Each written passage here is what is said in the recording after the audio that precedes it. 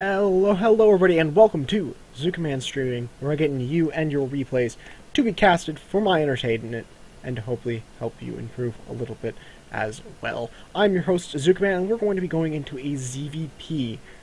Without further ado, I'm going to go ahead and introduce our two players. Back again on Heavy Rain, we have MotherMedusa spawning in the 5-6 o'clock position, somewhere around there, probably actually closer to the 4 o'clock position, but no one uses analog clocks anymore anyways. So we're going to go over to his opponent on the opposite side of the map. We see Kuupo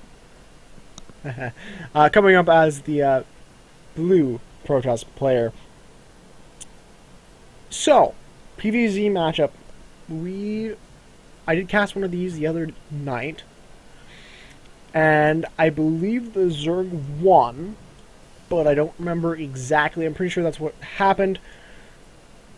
So we saw from him, a kind of a macro-oriented play, going for a later spawning pool. Kind of curious to see if MotherMedusa is going to follow that same line of thought, or if he's going to go for a little bit more aggression.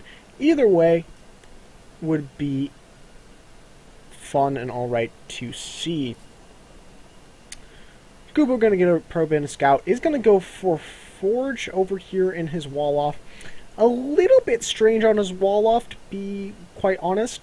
He should be able to block it off with a gateway and then another pylon there. He might need a zealot to block that off, but it's definitely not an optimal Forge fast expand. Really strange having both of the pylons in the wall off.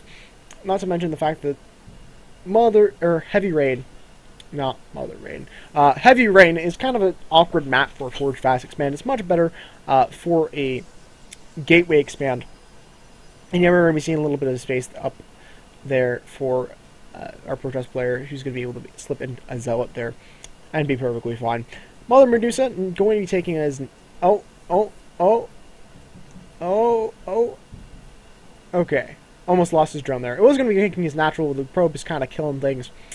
Meanwhile, he does have his spawning pool up and on the way. Has a gas up, but hasn't been able to get rid of it yet. Hatchery is going to be slightly misplaced, which is a tad bit annoying for MotherMedusa. But actually, that's kind of bothering me. That needs to be closer to the mineral lines.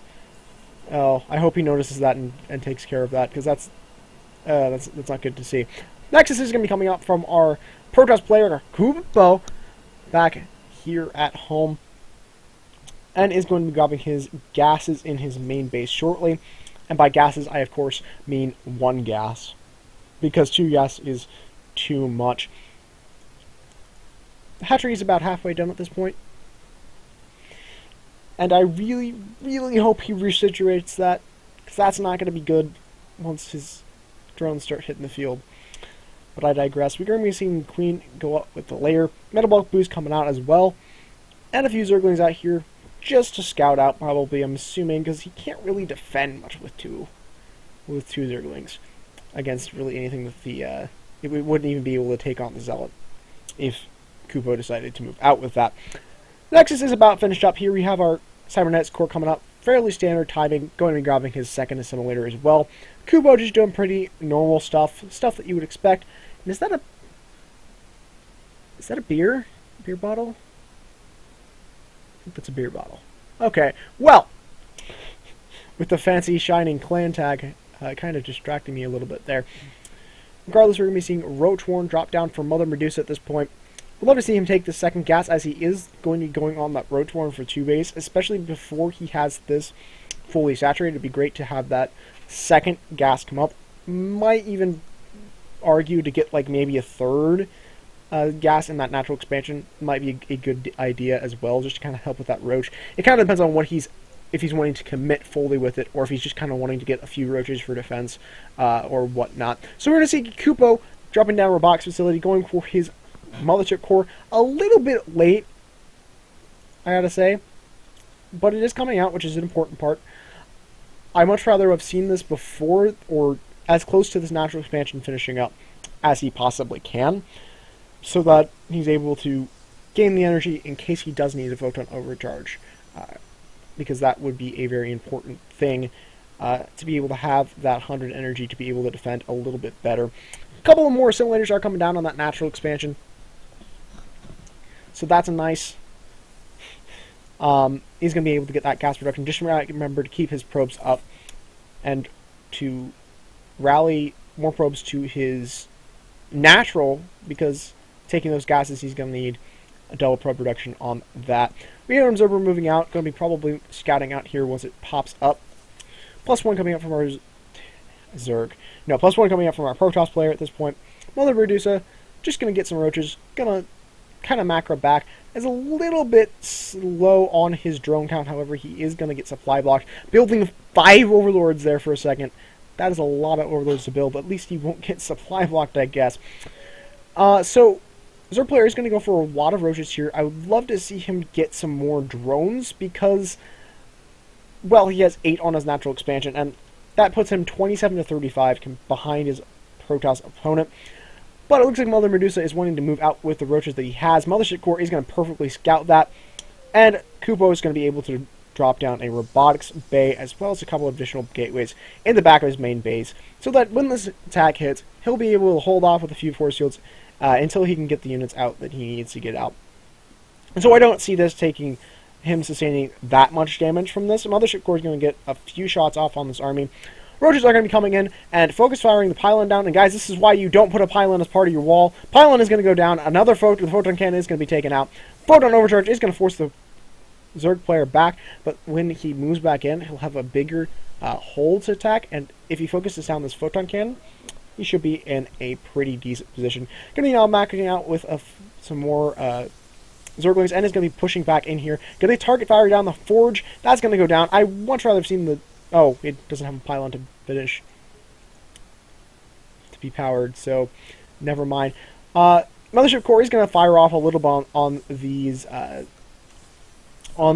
roaches, which is a little bit annoying, but it's really nothing more than tickles for his opponent. Forge is going to be, or Gateway is going to be under fire once again, and a lot of roaches are on the field here. We're seeing the transition into Immortals, which is a very good idea, but Kuupo is really behind. It really could use to get another photon overcharge, but he's still a little low. This is why I would suggest he have gotten force fields, because this is not a good thing for him. MotherMedusa is going to break through that wall, is going to kill basically everything that Kuupo has in terms of units. He's going to finally get a sentry up, but he's taking a lot of damage here because of it. That being said, excuse me for a little bit of lag there. That being said, MotherMedusa is going to be isn't really going to be taking too much off of this. He's going to be going all in. He still has very, very few workers out on his natural expansion, and his main base is at 26 to 37 harvesters, is still ahead in his harvester count. But Kuupo is going to be looking to be in a very interesting position here. Nexus is going to go down here. Almost was able to save it, and the roaches are going to continue to push forward. Is going to get the sentry, which is a kind of an unfortunate thing to have happen. Mothership Core is meanwhile DPSing away on this army, and we might just have enough immortals here to be able to get rid of all of these roaches. However, guys, the damage just might have been done, and if honestly, the damage, he got some damage done. He stopped the wall, he stopped the expansion, he got units killed. But honestly, the problem I have with that push from the Zerg player is MotherMedusa didn't really macro behind it. He didn't saturate his natural expansion, and if he had taken his third base and kept up with the drone production back home, he would be on 3 base mining bases, and he would just be so far ahead of his opponent, despite the fact that his opponent did push him back. But now, I don't know, he's definitely still ahead, but he's not as far ahead as he could be. With Kuupo going up on his Colossus production, with having that thermal lance on the way, even going to be starting his upgrades fairly shortly here. And Kuupo's going to be behind, but he's not going to be as far behind as I think that he probably feels he is right now. Because as a Protoss player, I can say that when stuff like that happens, I really assume that the Zerg player is at least 1 base ahead at that point, because that's kind of what you see a lot of the time. But hold that on the back burner real quick. We're going to have MotherMedusa pushing in again with these roaches, going to try to get the damage done, but he doesn't really have much besides that. We have a layer coming out on the way as well, but which is see what kind of tech path we're going to see from there. He's going to be going for the Immortals first, but he's kind of letting himself get choked up by that pylon. Really needs to remember to take out that pylon first, because that's a big deal. Here comes the units out from Kuupo, and Kuupo really can't engage it there, and by that I mean of course he can engage it there. Colossus is going to rip away all of those roaches, and all of them are going to just burn. And suddenly, MotherMedusa is on his back foot. He needs more units, but he's not really producing anything. Does he have the larva? He has the larva. Why is he not producing anything? So he's going to grab his second gas in his main base, or his third gas in his main base, and drone some more. But he really doesn't... He needs to do something more than this. He needs to transition out of this kind of roach-heavy play and start moving up towards... I would suggest going for a Spire, dropping down the Spire, and then going into Corruptor production. And even if he wants to keep up with the roaches, I would even suggest getting in Hydras with them, but having a Spire for Corruptors, and he's going to be going for a Spire. But a Spire for Corruptors, and then be able to snipe those Colossus, and then be able to have his roaches and his Hydras go in and pretty much clean up the rest of the army of his opponent, which will pretty much win him the day, as long as he has enough Corruptors, because there aren't a whole lot of Stalkers in this army right now, guys. If he was able to fly in, even Mutas for that point could work as well. We have a third base coming up from our Protoss player, and we do have a Twilight Council coming on the way as well, wherever the heck it is. Gonna cheat a little bit there. So yeah, Twilight Council is about a quarter of the way done here, and +2 armor going to be added on as well. Spire is about to finish up. Curious to see what he's going to do off of that, because he does have... Oh, yeah, well, now he's taken the gas as natural expansion. But he's still kind of low in the mineral count. 36 to 47 Harvesters in favor of our Protoss players still, even after... well, actually, MotherMedusa didn't... Whoa. Apparently we're going to go back, guys. So we're going to go back up to where we were, because apparently I hit a button that started the... cast over again, so I'm just going to fast forward back to where we were. I have no idea why the heck that happened. Apologize for that, folks. I'll get us back to the correct spot in a few seconds here. Actually, it might be just quicker to do this. There we go. So we're going to go back a couple of seconds. So, I'm going to be grabbing his extractor, going to be going up on Spire Tech. We have stuff like that going on. Pardon that mistake there, folks. I didn't know what I was doing. I must have hit a button that caused the entire replay to load up again. But hey, I guess I'm going to have to learn how to do that eventually. So meanwhile, we have the +1 we added on for the missiles of our Zerg player. Colossus production is still started and keeping up with it. I believe he has 2 out already, with the third one on the way. We'll have to see the Twilight Council researching either Blink or Charge, and see him get some more Gateway units into his army. I would suggest Blink in case his opponent is going for those Mutas. And it's actually going to be putting down a pylon to wall his base off, which I think is a rather questionable strategy from Kuupo. Because if this is Mutas that's coming out, he's not going to be able to get back into his main base. And that's a problem. If it isn't Mutas and it's Corruptors, then he's going to be okay, but then he can't really rally out the units from, like, his robotics facility if he was going for, like, Immortals to kind of pop off the strategy, because that's why I would just grab a few Immortals after you finish your Colossus production. Meanwhile, we're going to be seeing MotherMedusa is going to be kind of engaging here, and we're going to be seeing the big engagement. MotherMedusa not wanting to really fight here, but he's kind of being forced to. A couple of really good force fields are going to come up and force the army up into the Protoss army, and that's going to get a lot of damage done. MotherMedusa is going to be kind of scrambling back from this. Didn't really have a whole lot of stuff to do. We do have a couple of Mutas coming out on the way, and 32 Zerglings, but the Zerglings are just going to get fried away by that, by the Colossus, and he's not going to be able to have enough Mutas to snipe the Colossus. So MotherMedusa is in a bad position here. I'm not sure if he can do anything to be able to take care of this. He's streaming in his units one at a time, and the Zerglings are dying so quickly, the Mutas are dying so quickly, MotherMedusa losing his entire army, and the Protoss is going to romp through that third base and is going to be going into the natural. MotherMedusa going to GG out. So what can we learn from this game, folks? Besides the fact that that is a really cool screenshot. Look at that. That's pretty awesome. Anyways, I got distracted. What can you learn from this game? From MotherMedusa's standpoint, from the Zerg standpoint, we're going to start there. I would have liked to see higher tech come out of him than the roaches.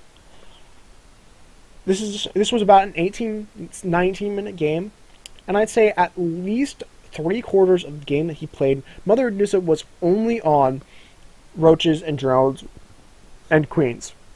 He didn't really have anything else. He did have a few Zerglings mixed in here and there, and towards the end of the game he started getting mutas as well, and it was a little bit too late.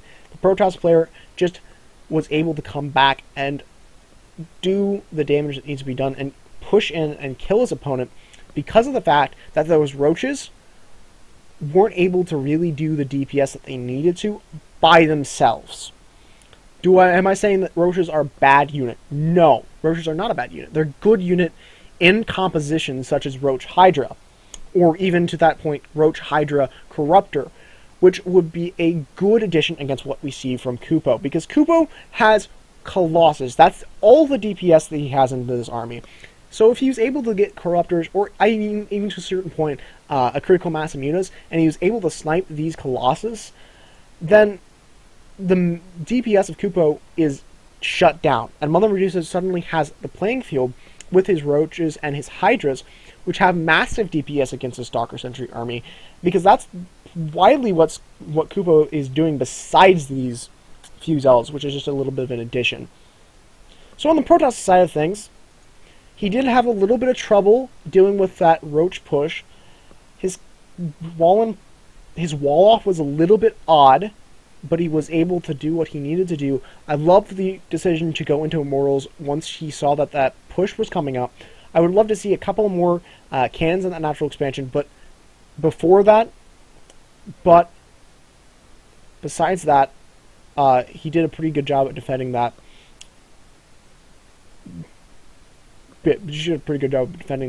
Something I'd like to point out here as well, I know I did this on my last cast, but something I'd like to point out as well, as a little bit of a pointer for the Protoss to see. Kuupo has a bang, and this is something that I, as a player, a little bit ago, suddenly started grasping this. This was something that I really got and locked in, because I'm a player who likes my macro and all that fun stuff. But spending your minerals is so important. It's really, really important, guys. Getting those minerals to be spent so that you have the ability to be up on top of up on the same level as your opponent. So, looking at Kuupo, what we have 1,700 gas and 1,600 gas, excuse me, and 1,700 minerals. With that, he could build over 10 Colossus. He could build 179 Zealots. He could build like a little less than 100 Stalkers.